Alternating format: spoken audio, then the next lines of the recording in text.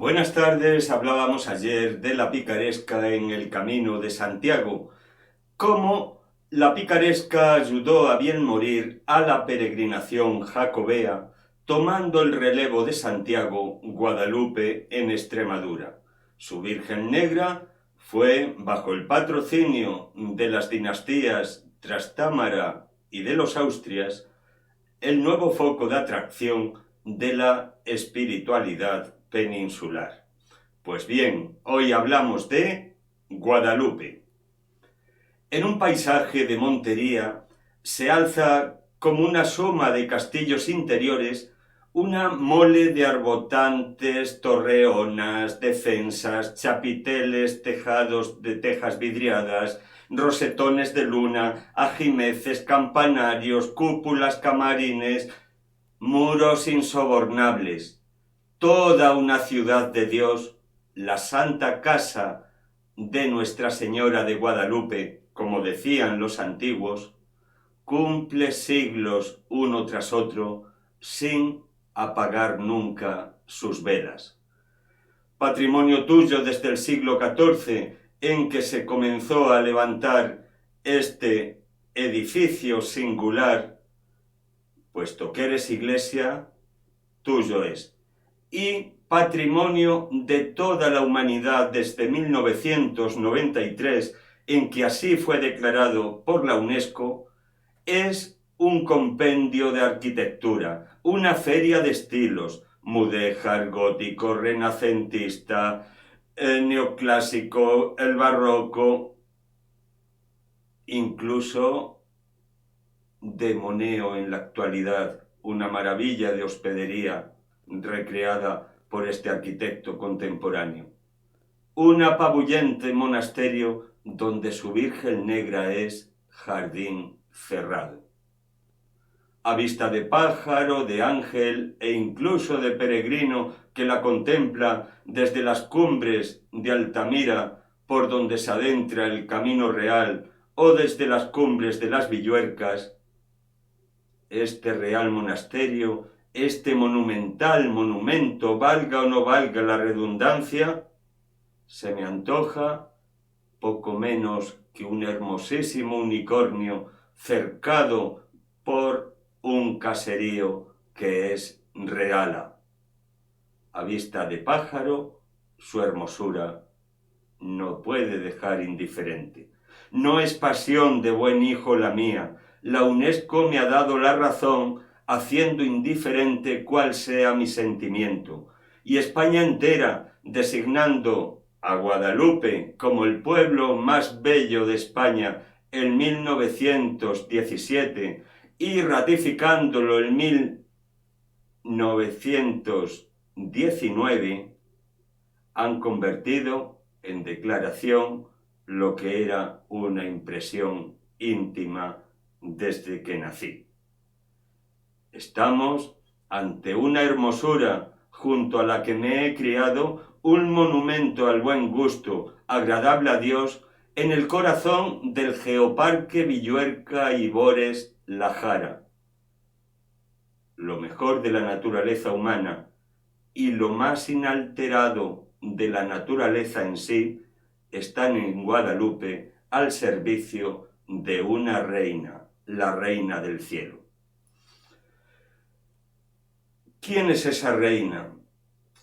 Es una virgen perteneciente al grupo de las vírgenes negras que proliferaron en toda Europa a lo largo del siglo XII. Una virgen de 59 centímetros de alto y 3.975 gramos, siempre vestida con riquísimos ternos.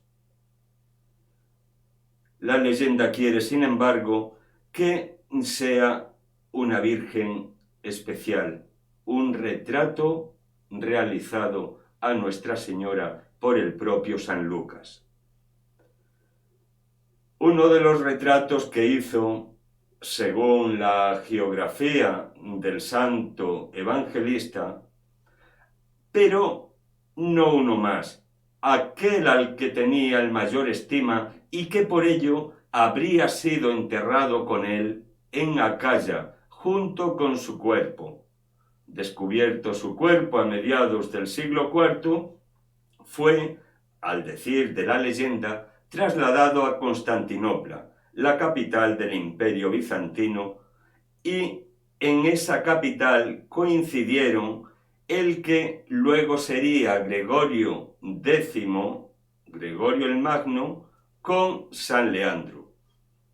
El entonces cardenal Gregorio se hallaba en Bizancio, enviado por el Papa Pelagio II. Se hallaba allí como nuncio apostólico. San Leandro de Sevilla, arzobispo, había ido también a la capital bizantina en el año 581 a solicitar ayuda al emperador contra la invasión musulmana, como un legado de San Hermenegildo. Allí entablaron amistad estas dos grandes personalidades de la época, San Gregorio X y San Leandro de Sevilla. Estando allí San Gregorio, devino la muerte del emperador Tiberio II, al que sucedió Mauricio. Mauricio amaba a el entonces cardenal Gregorio como a un hijo, y reclamado por Roma, al abandonar la capital de Bizancio, el nuevo emperador Mauricio regaló a su amigo Gregorio la Virgen que hoy nos ocupa, así lo dice la leyenda, la cabeza de San Lucas y un brazo de San Andrés.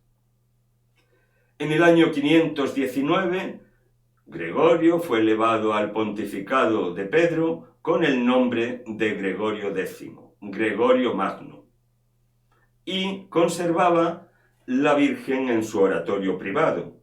Con ocasión de una peste que asolaba la ciudad eterna, la sacó en procesión y, al parecer, se calmó en cuanto un ángel se apareció sobre la multitud a la altura del castillo desde entonces llamado de Sant'Angelo. Este ángel, en cuanto limpió de sangre su espada, dice la leyenda, hizo cesar la peste que asolaba Roma. Un coro de ángeles entonaba mientras tanto el Regina Coeli letare Alleluia. Respondió el Papa Gregorio, ora pro nobis Deus, Aleluya. Esa misma imagen sería enviada a su amigo San Leandro por parte del ya pontífice a través de San Isidoro.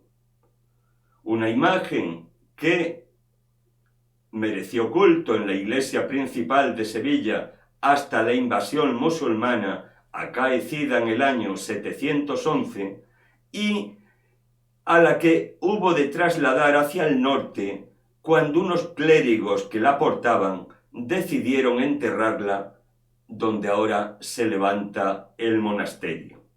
Allí fue descubierta por un pastor que había perdido una vaca. Gil Pastor se denominaba el vaquero. Una vaca que apareció muerta y cuando se disponía a desollarla, por intervención de la Virgen que se le apareció, la vaca recobró la vida y la Virgen le ordenó que descubriera su imagen en ese mismo lugar donde la res yacía. Así fue en un arca marmórea, cuyos restos se pueden tocar en un enrejado que hay subiendo los escalones una vez pasada la cancela de acceso a la basílica. En un arca marmórea apareció la Virgen que hoy merece culto en su camarín de Guadalupe. Es lo que la leyenda nos transmite. Se trata de una Virgen de estilo románico, adscrita al grupo de las vírgenes negras y habitualmente se halla vestida con ricos ternos. Una vez descubierta la imagen, el clero cacereño se personó en el lugar y se decidió por levantar un rústico oratorio en el mismo sitio donde la imagen había aparecido. Tras una serie de años de priorato secular, 48 años exactamente, tomaron posesión del lugar los jerónimos, puesto que en el año 1340 Alfonso XI, vencedor de la batalla de Salado, decidió levantar en conmemoración de dicha victoria tan importante sobre los musulmanes un templo merecedor de tan gran imagen como la cristiandad había recuperado. Y los jerónimos llegaron en 1389 a hacerse cargo del lugar. Fue la edad de oro del monasterio de Guadalupe. Todo el esplendor que podáis imaginar, allí estaba. Los jerónimos fueron regalados largamente por los últimos reyes Trastámara y en particular por Isabel la Católica. Isabel la Católica, decíamos ayer, se hizo construir allí un palacio de la mano de Juan Guas, el arquitecto de la reina, que desgraciadamente no nos ha llegado por la barbarie napoleónica. Siempre estamos en lo mismo. Y Isabel la Católica mandó que se custodiase también allí su testamento, del que queda todavía allí la funda. Es un paraíso de verdad, como decía la reina, el lugar en plena naturaleza, en plena sierra, una maravilla, y gracias a las industrias de los jerónimos, que era una orden negocianta, emprendedora, se convirtió Guadalupe en todo un emporio de arte, de conocimiento y de industrias y artesanía.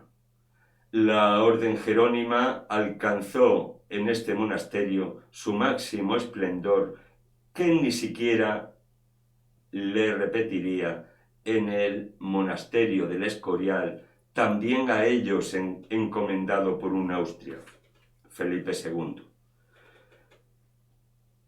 Era el rebaño jerónimo, por aquel entonces, el rebaño más grande de toda España. En la Mesta, Guadalupe tenía vara de mando. De hecho, la imagen de Nuestra Señora conserva el toisón de oro como única virgen que le puede ostentar. Es patrona de la Mesta. Y de la mano de los jerónimos proliferaron allí todo tipo de artesanías. Los amanuenses copiando libros, ilustrando cantorales, iluminando libros de las horas. Se tejieron hermosísimos ternos, casullas, vidrieras, elaboraron un tratado de cómo emplomar vidrieras. Todo lo que se os ocurra de un monasterio medieval se dio cita allí bajo la mano, bajo el dominio de los jerónimos. Fue la gran orden de la península, los hospederos reales, lo hemos dicho, donde había un monasterio jerónimo, allí que se hospedaba un rey hasta los tiempos de los Borbones. Lo hicieron en Guadalupe, lo hicieron en San Jerónimo el Real de Madrid, lo hicieron en Yuste. Era la orden privilegiada por los monarcas y todo redundó en mayor gloria de Dios, como ocurrió aquí en este monasterio tan impresionante, nunca nos podemos cansar de alabarle. Los peores momentos llegaron con la exclaustración de 1835 de Mendizábal, una destrucción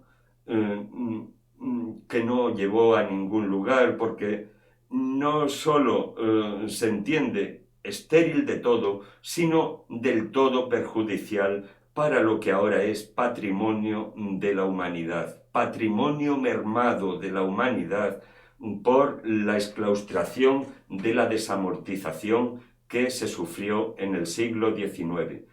Hablando de los miniados, que podemos disfrutar bellísimos ejemplares en el Museo de Miniados en torno al claustro mudéjar en el propio monasterio, todos esos estuvieron en su día en Cáceres capital, a donde hubo de trasladarlos. ¿Qué inquietud artística tendrían? ¿Quién lo hizo? ¿Quién realizó ese traslado que se produjo obligados por la desamortización? Que se cuenta que en el camino quemaban hojas de esos maravillosos libros becerros, libros iluminados, como pocos monasterios lo hacían. Lo quemaban para calentarse al fuego del frío invierno. Y como eso, tanta destrucción tan gratuita y tanto empobrecimiento con que nos han dejado a las generaciones que hemos continuado luego después amando a este lugar, amando a esta Virgen. Demasiado hemos conservado, pero muchísimo, muchísimo más se contenía de lo que ahora se contiene, con ser enorme y con ser maravilloso todo lo que allí se nos muestra. Tras la exclaustración, tuvieron que ser los franciscanos los que poco a poco fueron recuperando dependencias, puesto que se quedó únicamente el templo en sí como parroquia de la Puebla de Guadalupe. Únicamente el templo. Hablamos de caballerías abrevando en el templete mudéjar, en la fuente.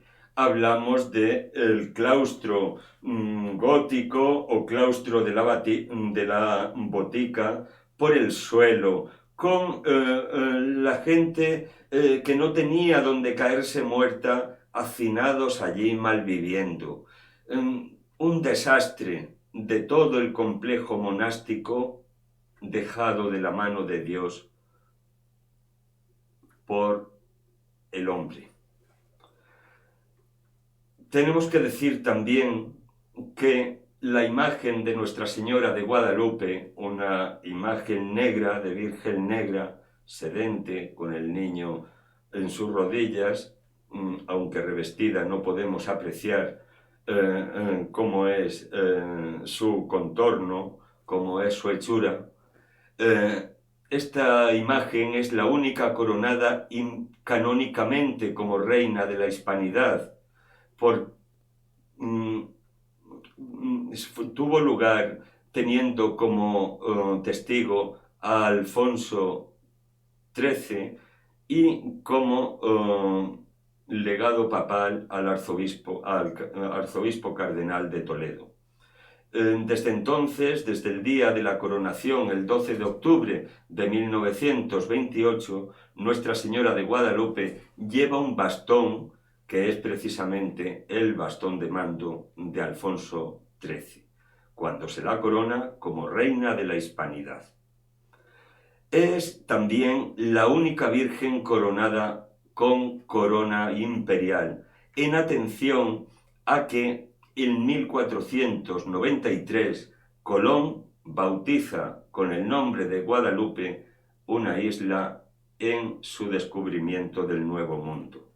Y desde aquí, desde Guadalupe, tendría lugar la extensión del catolicismo a América. Lo que ahora es granero de nuestra fe fue gracias a la actuación en su momento de los jerónimos, que precisamente hoy puede mostrarse en la capilla de San Martín como el lugar donde se firmó el contrato de las 3 naves que partieron al descubrimiento de América. Y en la propia plaza de Guadalupe, frente a la fachada del monasterio, la propia pila que está encumbrada y de la que sale el agua sobre un pilón, es la pila bautismal que cuando estaba en el interior del monasterio dio bautizo a los primeros indígenas que trajo Colón de aquel nuevo mundo. Aquí, en Guadalupe, se bautizaron los primeros indígenas americanos llegados a España. Fue un monasterio que dominó todas las áreas del conocimiento. Aquí se practicó la primera autopsia también. Un monasterio que conoció colegio de gramática, o lo que ahora es el Parador Nacional de Guadalupe, fue el colegio de infantes o de gramática, que se llama. Un monasterio en el que pasaron días como peregrinos literatos, empezando por el príncipe de los escritores, Miguel de Cervantes. Aquí llegó con sus cadenas, como era costumbre, después del cautiverio de Argel, a presentarlas a la Virgen. Lope de Vega, Unamuno, tantos y tantos como se han allegado aquí, santos de primer orden, de carisma importantísimo, desde Santa Teresa a San Juan de Dios, quien tuvo aquí la revelación para irse a donde se le necesitaba, a Granada, perdón. Aquí, ante la Virgen de Guadalupe, estando en el cercano Oropesa, peregrinó a Nuestra Señora de Guadalupe, y aquí fue donde le prometió irse a curar enfermos y menesterosos en Granada. Por aquí pasaron también el confesor de la reina Isabel II, San Antonio María Claret, tantos y tantos, ingente es la cantidad. El último de los grandes santos, San Juan Pablo II, en el año 1982. Gracias a él, este año en el que vivimos es Año Santo Jubilar Guadalupense. Él fue quien concedió este privilegio al santuario cada año que la fiesta de Nuestra Señora, el 6 de septiembre, aunque lo hacemos extensible al día 8, que es la Natividad de la Virgen, cuando el 6 de septiembre caiga en domingo. Luego, este año es Año Jubilar de Guadalupe, una buena ocasión para llegar a Guadalupe, o bien por el Camino de los Ibores en coche, o bien por Alía, o bien a pie o en bicicleta por el Camino Real que pasa por Villar del Pedroso, mi pueblo. Pues bien, quería dejar claro eso, de la importancia suma que tuvo el monasterio bajo el dominio de los jerónimos. Ellos le engrandecieron también inmensamente como con obras de arte de todos los estilos. Hemos dicho el mudéjar, hemos dicho el gótico, el renacentista, el barroco, el rococó, el neoclásico. Todos se dan cita en esta inmensa mole que podemos degustar aquí en el fondo de la pantalla.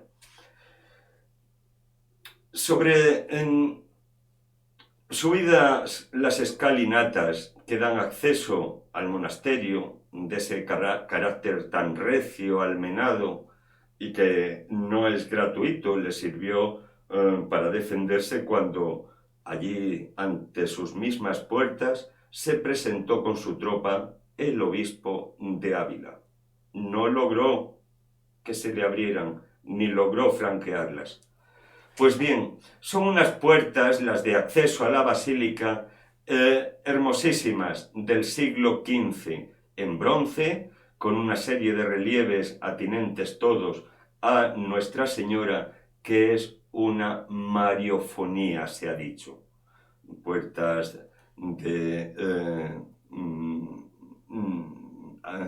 originales de aquel entonces, y ya de por sí, antes de entrar al templo, nos dan una idea de lo que nos vamos a encontrar dentro.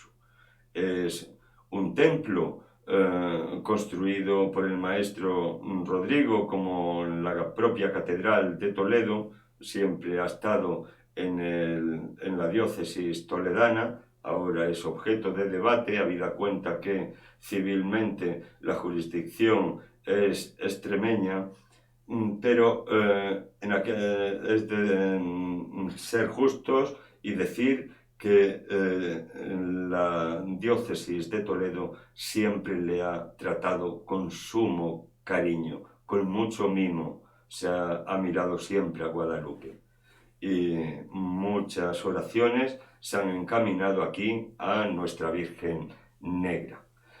Una vez traspasadas las puertas, nos encontramos del siglo XV a mano derecha con la capilla de Santa Ana, y allí hay unos sepulcros góticos renacentistas muy hermosos, y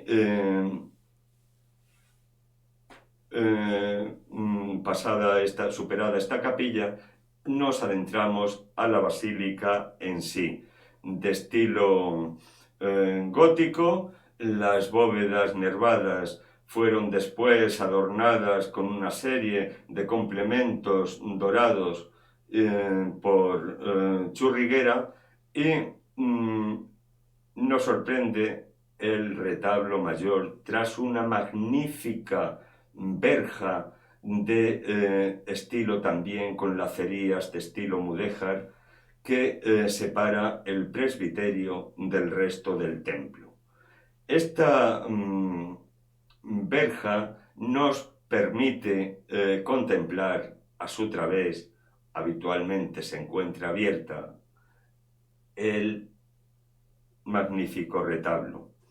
Un retablo que tiene pinturas de Vicente Carducho y Eugenio Cajés, pintores de Felipe III, pero que nos deja un regusto amargo sabiendo lo que sabemos.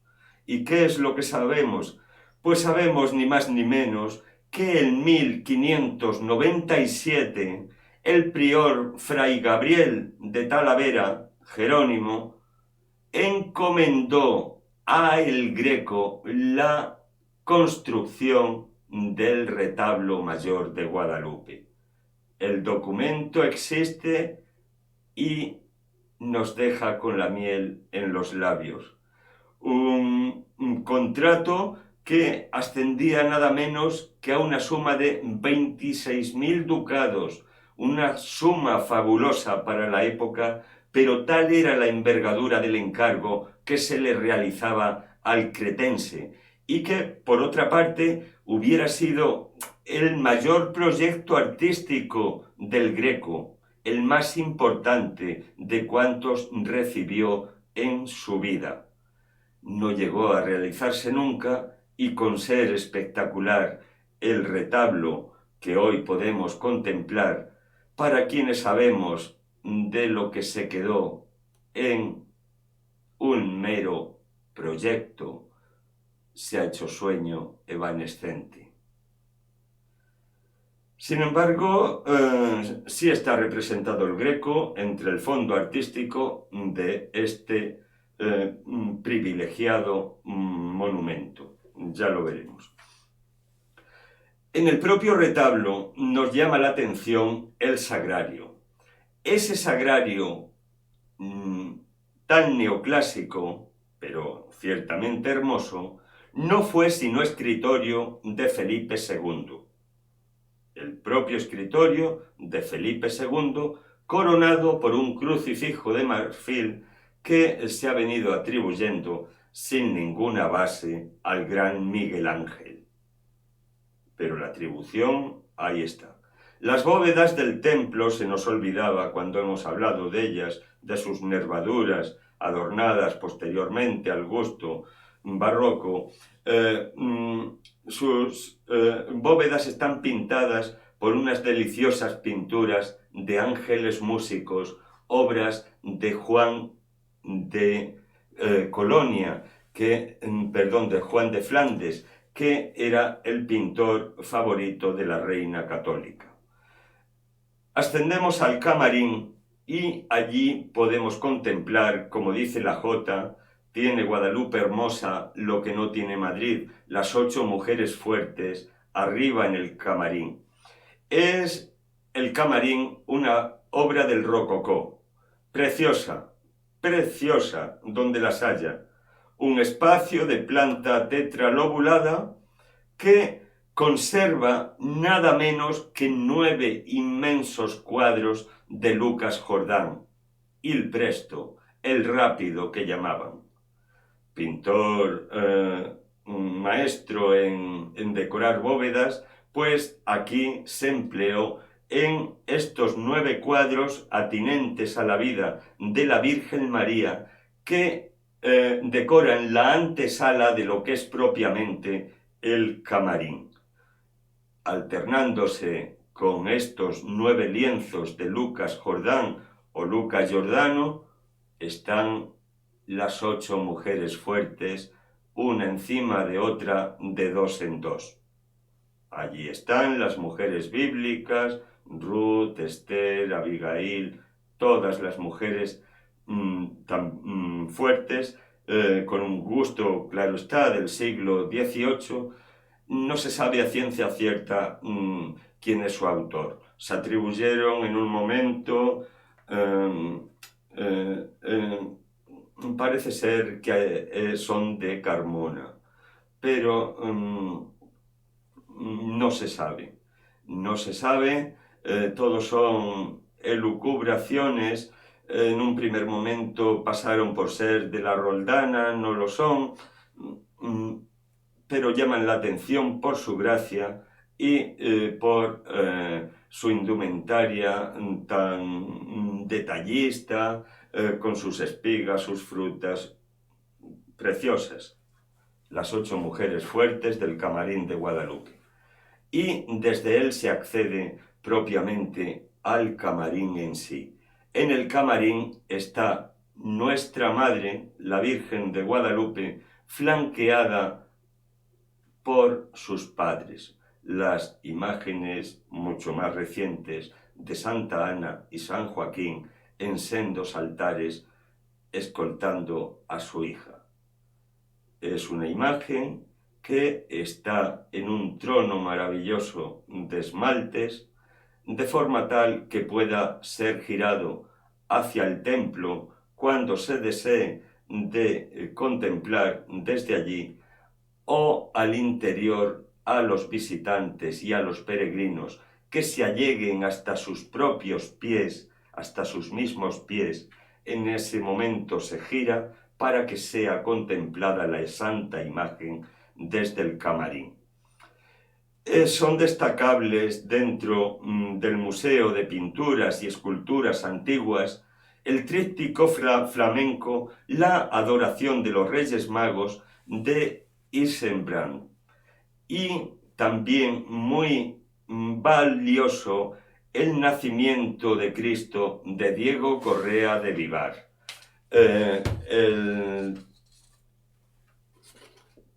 El sordo genial Francisco de Goya tiene también su representación aquí en este templo de Santa María y además de todas las artes.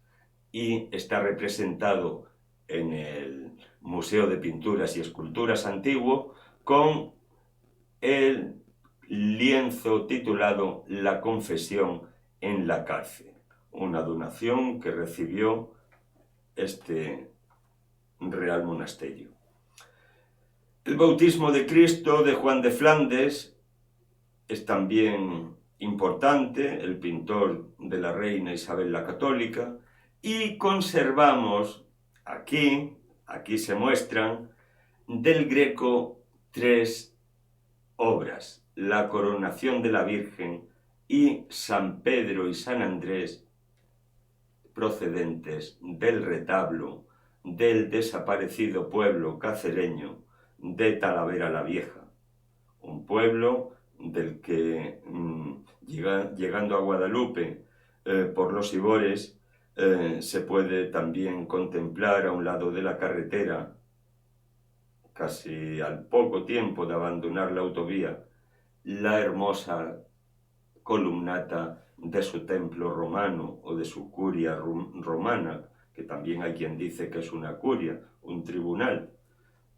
Allí están las ruinas de dos de los templos romanos que conservaba este pueblecito, hoy anegado bajo las aguas del embalse de Valdecañas desde 1963. Un pueblo con una riqueza arqueológica inmensa. Se han encontrado bustos, tesorillos de origen tartésico, varios berracos, celtas, celtíberos, muchísimas lápidas con inscripciones latinas, una maravilla de pueblo que el progreso sepultó en 1963 bajo las aguas del embalse de Valdecañas. Pues bien, no perecieron bajo las aguas, claro está, estas tres joyas que hoy se muestran en Guadalupe como una solución de compromiso, puesto que la parroquia a la que pertenecían, la iglesia de San Andrés de Talavera la Vieja, pertenecía al obispado de Toledo y el pueblo era de la provincia de Cáceres.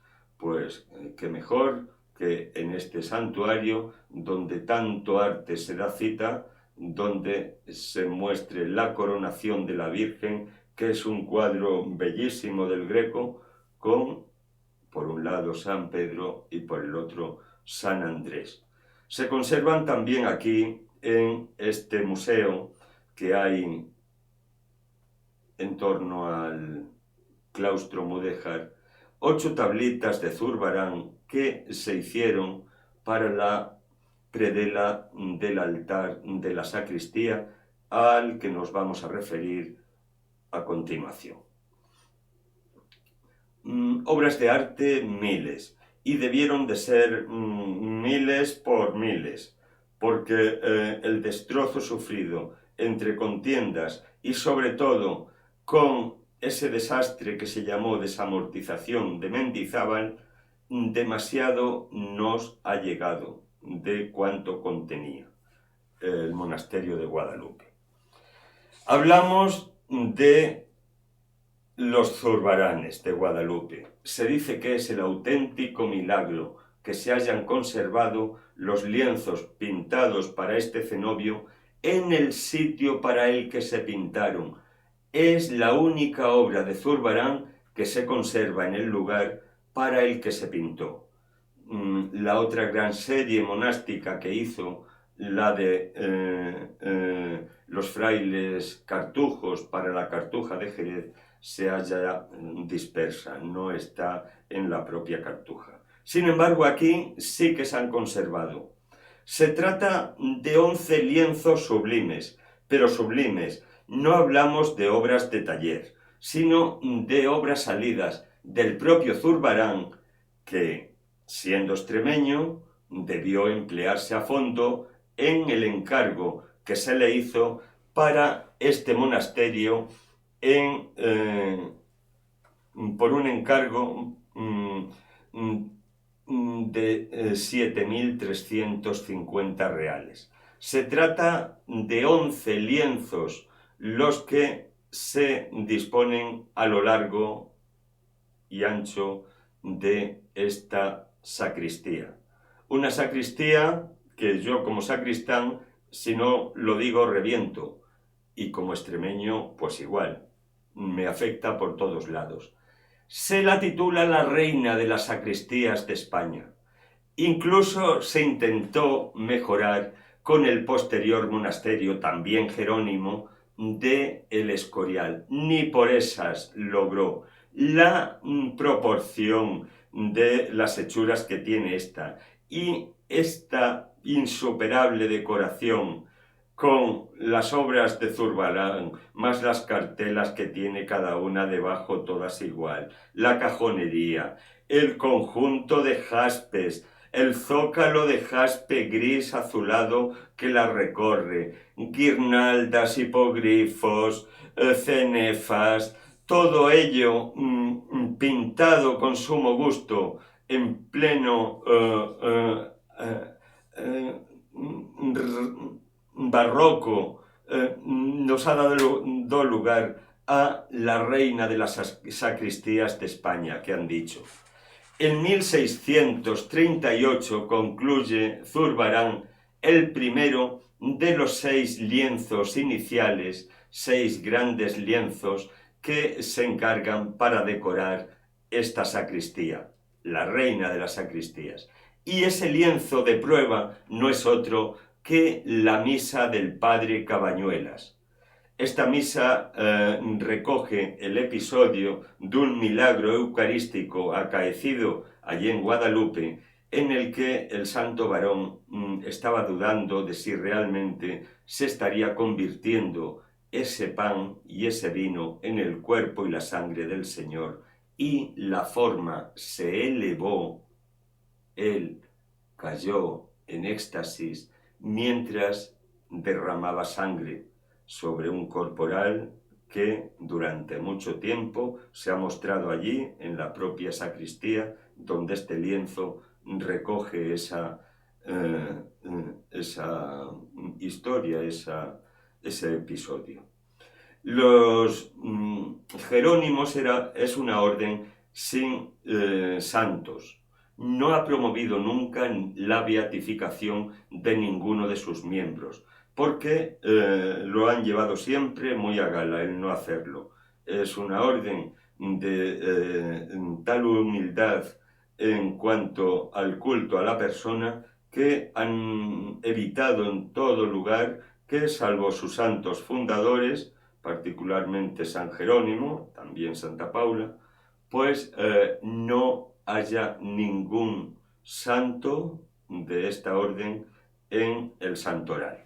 Pues bien, a falta de santos, entendió la orden que qué mejor que encargarle a Zurbarán toda una serie de episodios que teniendo por protagonistas a hermanos virtuosos de esta orden, sirviera de aleccionadora con una función catequética para los novicios. Y así, a través de distintos hermanos, Fray Fernando Yáñez, el padre Cabañuelas, Fray Pedro de Salamanca, Fray Martín de Vizcaya, el padre Salmerón, a través de todos ellos se va catequizando sobre la humildad, el desprecio, la esperanza, la caridad, la pobreza, la obediencia, el desprecio del mundo, era a lo que nos referíamos, todo ello orientado a la perfección de la vida monástica.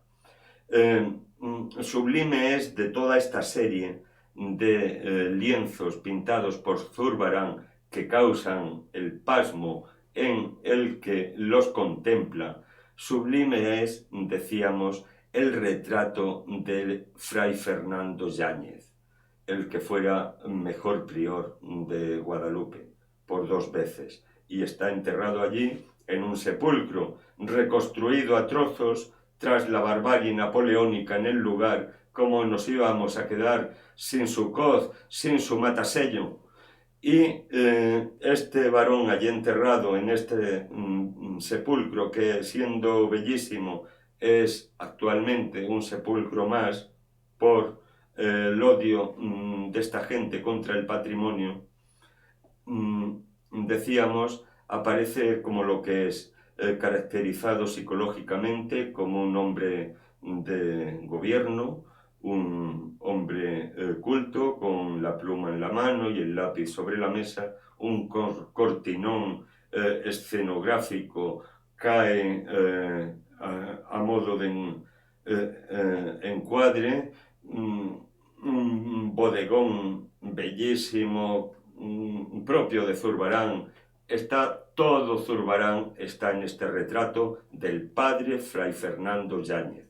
No en vano se le eligió para representar a los tesoros del arte español en la Expo de Sevilla. Junto a estos retratos de santos varones, que son 8, pasando sin abandonar la sacristía a lo que es propiamente la capilla de la sacristía, se encuentra lo que se ha dado en denominar la perla de Zurbarán, la apoteosis de San Jerónimo. Y a ambos lados, 2 cuadros de factura apaisada, no vertical como eran los anteriores, representando escenas de la vida de San Jerónimo, las tentaciones y la flagelación del santo. Maravillosos. Es poco lo que yo os diga de esta colección que podéis contemplar in situ y que son la joya de la corona después de la Virgen de este monasterio. Hemos también de significar, decía Elías Tormo,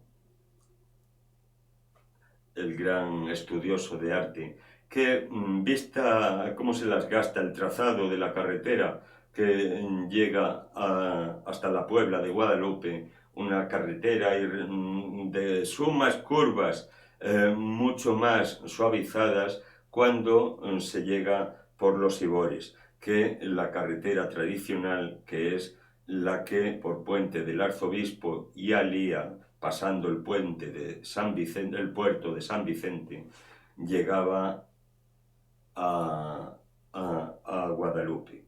Tal era lo escabroso del terreno y tantas las curvas que había que superar para luego recibir el premio de contemplar este bellísimo monumento y de contemplar la que se tenía por verdadero retrato de la Madre de Dios debida a San Lucas, que decía Elías Tormo después del tormento del viaje, solo por ver la mano de Cristo sobre la frente del padre Salmerón, salidos de Zurbarán, merece la pena el viaje y lo accidentado o dificultoso que a uno se le hacía en aquel entonces.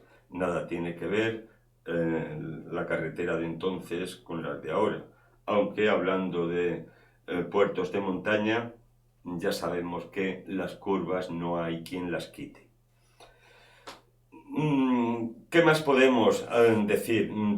Tenemos que hacer una referencia, hablando de los Zurbaranes de la sacristía de Guadalupe, a otros 2, por si no teníamos bastante, con los 11 que se conservan en este recinto, la reina de las sacristías, no se os olvide. Tenemos otros 2 en el coro, uno representando a San Ildefonso y el otro representando a San Nicolás de Bari. Estos 2 últimos son de la etapa final de Zurbarán. Zurbarán se ha dicho que es el pintor más español de todo nuestro barroco, con todos los que tenemos, el más español él, porque ciertamente el realismo del barroco que le encarna el príncipe de los pintores, Velázquez, aparece en Zurbarán tamizado por el misticismo de sus personajes. Sus pinturas tienen un aire de misticidad todas, que son oraciones hechas con pincel. Hay que contemplar también y deleitarse el claustro de los milagros, un maravilloso claustro del mudéjar guadalupense que por sí solo es marca de denominación. Este claustro se construyó a base de peregrinos. Los propios peregrinos, cuando llegaban a Guadalupe, no se iban al día siguiente. Se quedaban aquí en la Puebla y aquí era precisamente donde trabajaban a modo de donación de su persona a Nuestra Señora en las obras de construcción de este que hoy es patrimonio de la humanidad. Este monumento, lo vuelvo a decir, valga o no valga la redundancia, monumental, como no hay otro. El claustro de los milagros está decorado por 30 grandes lienzos del siglo XVII del fraile Juan de Santa María. Si bien su calidad no es excesiva, son sumamente ilustrativos de todo el ambiente en el que se desarrolla la peregrinación guadalupense. En el centro del claustro hay un hermoso jardín y en el centro del jardín un hermoso templete de aires sevillanos en cuanto al uso de tejas vidriadas. Dicen que representa una tiara por la forma de la cúpula que tiene, con unas columnitas a modo de parteluz en los distintos costados, partiendo el arco ojival, y es un gótico mudéjar maravilloso, ciertamente raro, y que se ha representado hasta la saciedad y ha posado sin acusar cansancio para multitud de móviles. Hay sobre la puerta también de entrada a la basílica la gran Asunción que se dice de Juan García Miranda, un pintor de cámara de Felipe V. Y poco nos queda ya por decir. Guadalupe sería interminable si siguiéramos hablando. Allí se realizó, ya digo, la primera autopsia. De Guadalupe es natural el Gregorio, el comentarista de las 7 partidas, el jurisconsulto.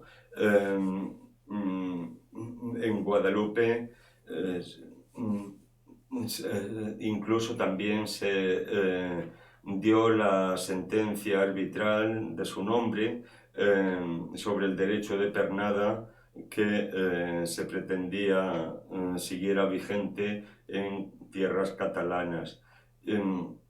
Todos los austrias han mostrado su predilección por este santo lugar y la Virgen ha escuchado sus oraciones. Los peregrinos siguen llegando a mansalva. En este año guadalupense se espera que llegarán aún más todavía. Se nos lo permite esta maldita pandemia que nos tiene desquiciados y totalmente desconfigurados.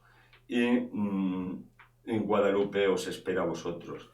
No puede ser que lo tengáis aquí a un paso y sobre todo no puede ser que no creáis en mi palabra. Os lo digo, no es pasión de hijo.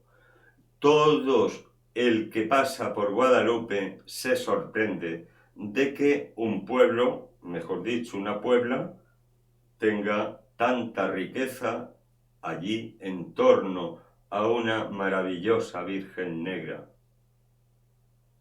Por tener tiene hasta en el acueducto, en el viaducto que veis en el fondo de pantalla, detrás de la Puebla, por tener tiene, decimos, hasta un mural de nuestro José Luis Sánchez, el autor de la obra maestra que conserva nuestra parroquia, el Bautismo de Cristo, que se halla junto a la salida de la puerta de Aptao. Pues bien, en este viaducto, que se hizo en sus orígenes para la vía de ferrocarril Madrid-Lisboa, que no llegó nunca a discurrir, nos ha pasado lo mismo en tiempos más recientes con el AVE. Bueno, al fin y al cabo tenemos nuestro tren de la Bruja, que sale cada 2 por 3 en televisión y siempre es la misma noticia.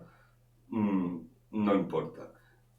Este viaducto se hizo para un tren que nunca pasó y en él, por donde pasa la carretera, bajo uno de sus arcos, en uno de los pilares, hay un hermoso mosaico de cerámica, obra de José Luis Sánchez.